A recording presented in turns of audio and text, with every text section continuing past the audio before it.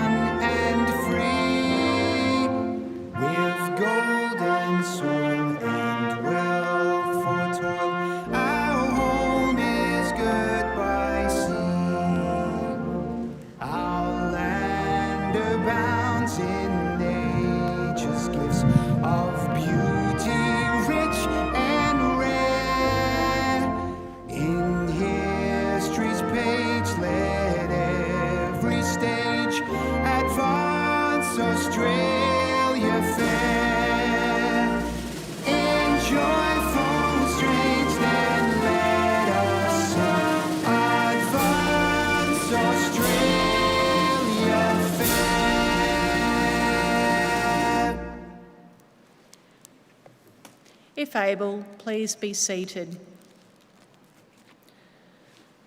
The Australian War Memorial was the vision of Charles Bean, Australia's First World War official historian. Bean landed with the Australian troops on Gallipoli and stayed with them at the front through to the end of the war. The idea of this national memorial and museum came to him at Pozières, France, in the depths of the bloody fighting of 1916. Bean's idea was that this would be a place where family and friends could mourn loved ones buried in faraway places. It would also be a place that could help all Australians understand what these men and women had endured and what they had done for us. Bean's vision, to which we remain true, is best expressed as inscribed in the entrance to the memorial's galleries. Here is their spirit, in the heart of the land they loved, and here we guard the record which they themselves made. Tonight we will read the story behind just one of those on the Roll of Honour, which lists the names of more than 102,000 men and women who have given their lives for us in war and on operations for more than a century. But first we present a lament, Flowers of the Forest. Wreaths or floral tributes will now be laid at the base of the pool of reflection.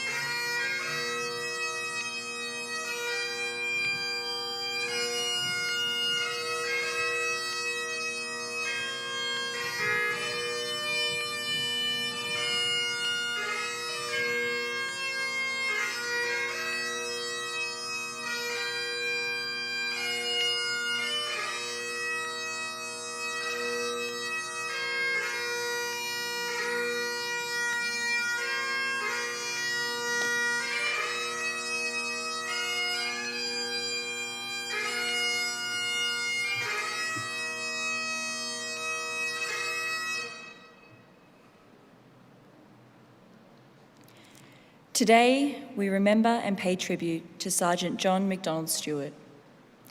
John Stewart, known as Jack, was born in 1893 to William Wallace Stewart and his second wife, Elizabeth. His father was a member of a well-known pioneer family of the Manning River district. He grew up in a large family of brothers, sisters, and half-siblings and attended the Tanoni Public School. His father, who had worked as a farmer and contractor in and around Tanoni, died in 1911. Jack Stewart went on to work as a horseman in the Taree district. Jack Stewart was one of 6 sons of William Stewart to serve during the First World War. He enlisted with his brother Norman in February 1916. After a period of training in Australia, the brothers left for active service overseas with reinforcements to the 53rd Battalion the following April. He spent a few days in Egypt before being sent on to England, completing his training on Salisbury Plains. Stewart joined his battalion on the battlefields of the Western Front in September 1916, and shortly afterwards was promoted to Lance Corporal. He proved an able soldier, and during the bitterly cold winter of 1916 and 1917, he received a series of promotions to bring him to the rank of temporary sergeant, which was confirmed in May. In March 1917, the 53rd Battalion were in the front line of the Somme, not far from Trone Wood. On the 14th of March, Sergeant Stewart was in charge of 10 men who were part of a patrol sent forward into no man's land. Stewart and his men became cut off from the main party by a German strongpoint that was pouring heavy machine gun and rifle fire into the Australian patrol. Stewart led his men in engaging the German garrison in a bomb fight and also gathered a good amount of information about the number of Germans in the area. He was later awarded the Military Medal for his gallant conduct, great devotion to duty, and setting a fine example to his men. On the 27th of September 1917, the 53rd Battalion took part in the Battle of Polygon Wood. The day after the operation began, Sergeant Stewart was wounded by shrapnel in the chest and neck.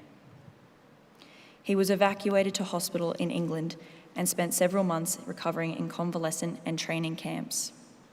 He returned to France in February 1918, just as the Germans were launching a large-scale offensive. In order to defend against the German advance, the 53rd Battalion were put into position near the French town of Villers-Bretonneux. Jack's brother was mortally wounded on the line in the 9th of April.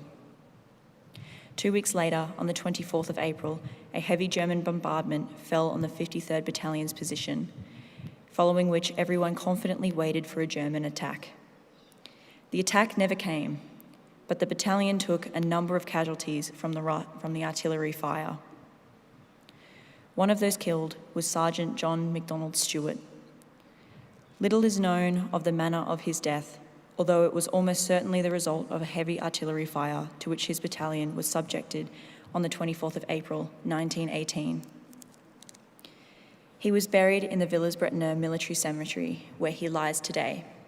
He was 24 years old.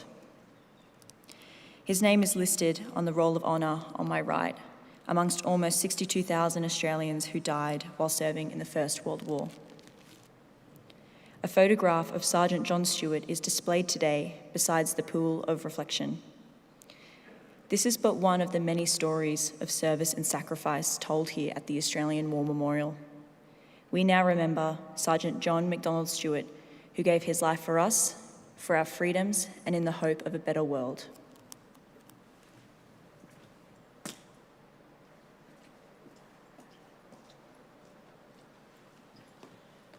Please stand for the reading of the ode and the sounding of the last post.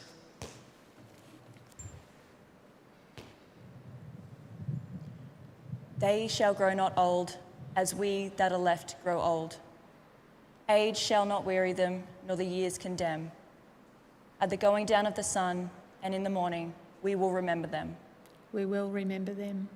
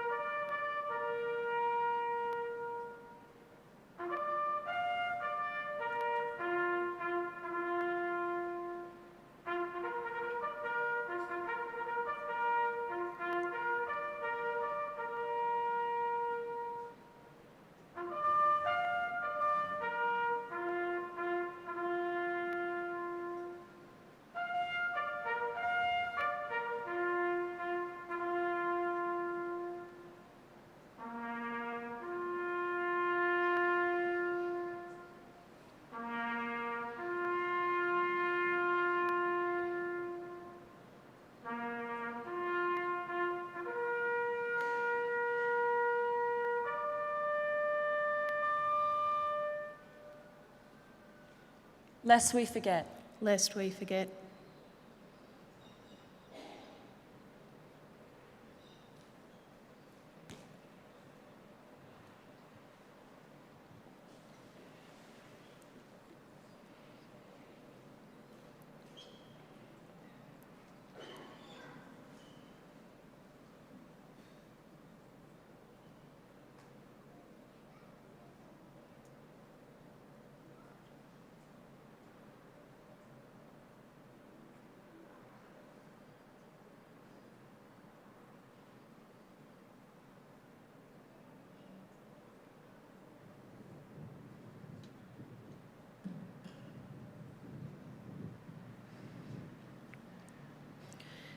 We leave you this evening with the words of the memorial's founder, Charles Bean.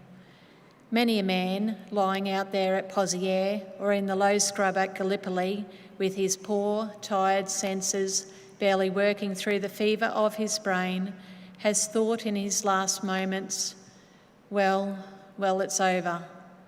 But in Australia, they will be proud of this. Ladies and gentlemen, girls and boys, that concludes the last post ceremony. We thank you for visiting the Australian War Memorial and wish you all a very good evening.